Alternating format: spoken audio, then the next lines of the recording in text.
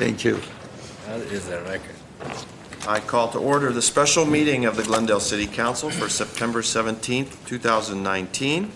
May we have roll call? Councilmember Agajanian, Present. Garpetian, Here.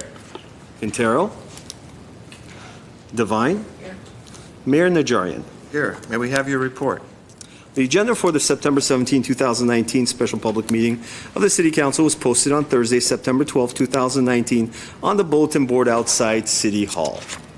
Thank you. What is our first item? 1, Director of Community Development and Chief Information Officer regarding authorization to release requests for proposals RFP for new land management systems LMS. 1A, resolution authorizing staff to issue a RFP for LMS procurement and related implementation services to replace and or upgrade city current licensing and permitting application. And who's going to handle this? Ms. Beers? Yes, Mr. Mayor, members of the City Council, as the clerk read into the record, we are here before you to ask for your authorization for an RFP for the land management system and procurement and implementation of these services.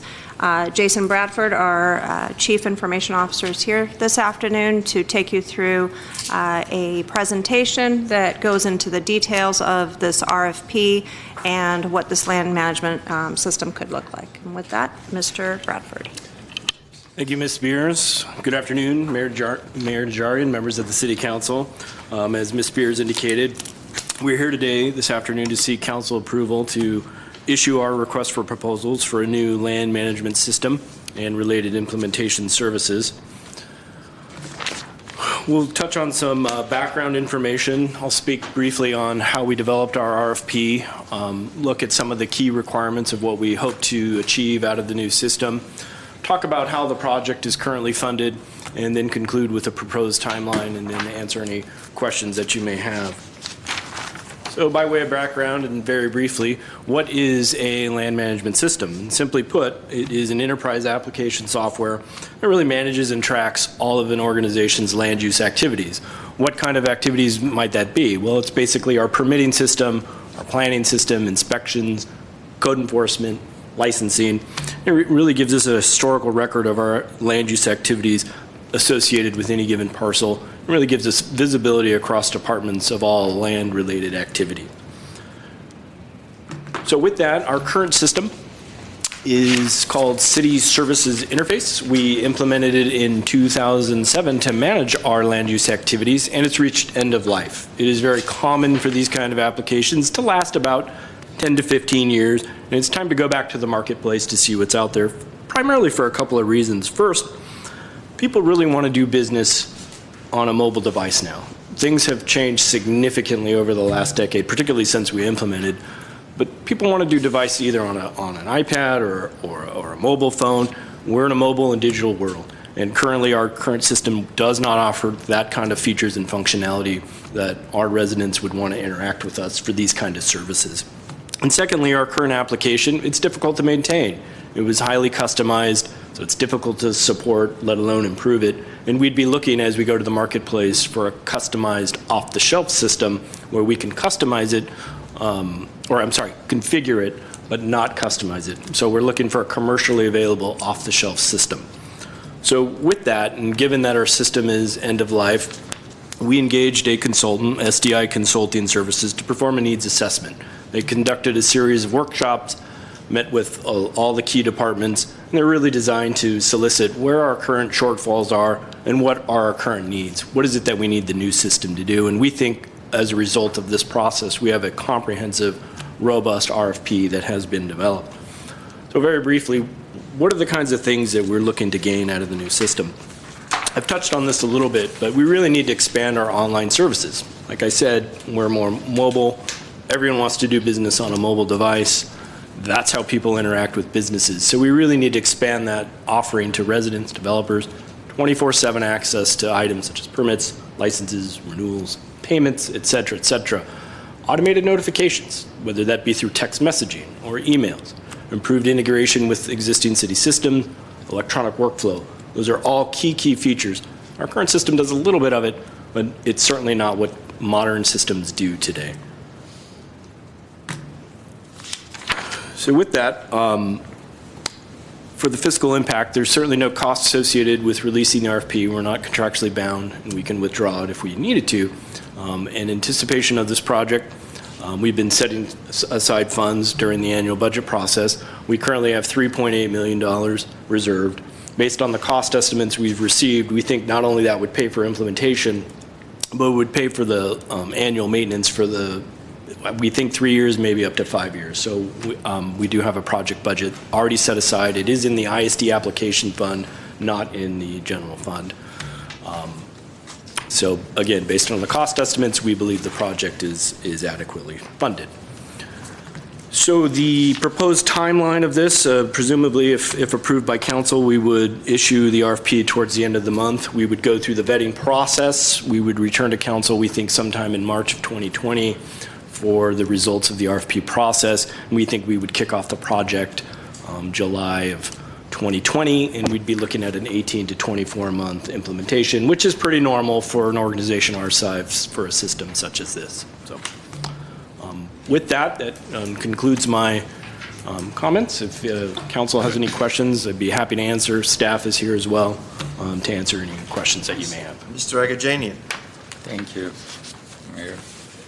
I'm just trying to understand. We are trying to computerize our system, more computerized, let's say. Because I have problem with the sentence which you say, expanding online services to residents and developers by providing 24/7 access to permits, licenses, right? The permits which has been issued. Not they're trying to get permit on anything, right? Council Member Agajanian, members of the council, actually this would be the application process to apply for a permit. So to clarify that comment, that statement in the presentation, we offer some services online, but we don't offer everything online. There are still certain things that have to be printed out, filled out, and brought into the office in person. We know that there are other software and applications out there that expands those kinds of services that we can offer. It also allows us to do some things that we currently can't. And the issue just came up recently with an expired permit. Right now, we require the permit holder to track that. A new system like this would allow us to automatically generate, when that comes up, we wouldn't have to have a staff person track it, automatically generate a letter that says, your permit's going to expire in a month. Your permit's going to expire in 2 weeks. Your permit's going to expire in a week. And then we don't have somebody at the podium here questioning. That's just a small piece of the service that we can provide to our customers, as well as 24-hour access to, what is the status of my permit? They can go in and see, oh, okay, building and safety has signed off on it, but fire has not. That may be a potential thing. So these are all expanded services to help us run more efficiently and give some more value to our customers. Since you got the floor. Yeah, since you said that, okay, I want to put a new building. So I enter all my drawings, can I do that? And ask for a permit to build this building? Or I have to still bring the drawing to the counter and go through with one of the inspectors or your colleagues? When we finish, we think that the answer is yes. Now, we hope that you don't have to wait quite that long. We're looking at a process right now that will allow people to submit electronically. In fact, we want them to submit electronically. They can do it any time of the day they want, at night, and then it'll come into us. Eventually, we would like that to talk to this new system and go right in and see if they're compatible. Before we get there, we may have to manually take that in and then enter it into our current system. But the idea is that it's a step along the way. And eventually, we would like to get to the point where, just as you suggested, you could submit it electronically in the middle of the night. My staff can pick it up in the morning and they can issue a permit. And let's say they're going down the road and you call me and say, Phil, what's going on with it? I'll be able to go on there and I'll be able to see the status of it and be able to report back to you. The to some extent, the permit holder may be able to schedule inspections, see where the status of their plan check is, when is somebody coming out. So a lot of those things, at the end of the day, we hope is exactly as you described. Thank you. Mr. Garpetian. Yes, thank you, Mr. Mayor. Within that RFP, I think one couple of things we need to really look into. One is the capacity of this system to be upgraded in the future, as well as how safe this system is going to be, because we know what happens all the time, the cyber attacks that we get. So I don't know if it's part of the RFP or not, but if it isn't, I'm sure there is something that's in there, but we just really have to emphasize on it. Council Member Garpetian, members of the council, that is absolutely in our RFP as requirements.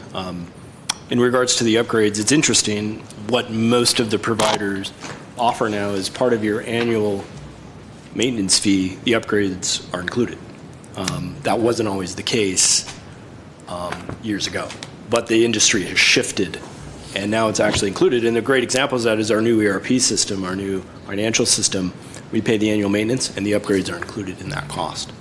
To answer your second point about the security, absolutely, that there's a technical requirement component that all the responders need to meet, and security is certainly part of those requirements. Thank you, Mr. Mayor. Are there any other questions? If not, I will entertain the resolution I'll at move the item. 1A. I'll move 1A. Second. Roll call, please. Councilmember Agajanian, Yes. Garpetian, Yes. Quintero, Devine, Yes. Mayor Najarian. Yes. That concludes our business. Is there a motion to adjourn? So moved. Second. We are adjourned.